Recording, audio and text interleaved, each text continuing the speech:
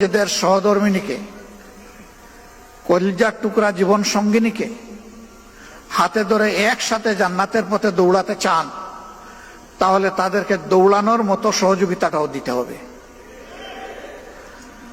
আপনি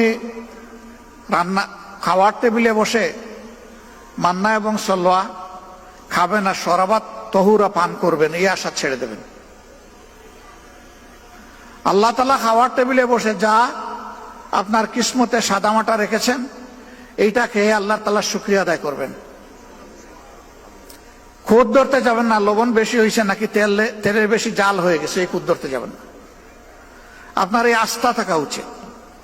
আপনার জীবন সঙ্গিনী তার পূর্ণ আন্তরিকতা দিয়েই আপনার জন্য চেষ্টা করেছে আপনি যে মান্না সালোয়া চান ওইটা আপনার সামনে দেওয়ার।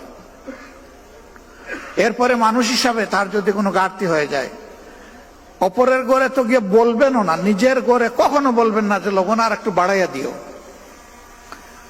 এটা না বলে বলবেন যে আমি তো লবণ একটু বেশি খাই, আমাকে একটু লবণদানিটা আগাইয়া দাও।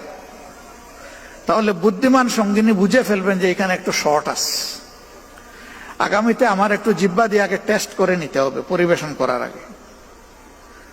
কিন্তু আপনি যদি বলেন যে এত কষ্ট করে বাজার করে এনে দিলাম, কি এইগুলা পাকাইছো, পাংশা, জিহ্বায় কিছুই লাগে না, কি করছো এইগুলা, দিলেন তো দিলেন একেবারে কলিজার উপরে একটা মুগরের বাড়ি দিলেন।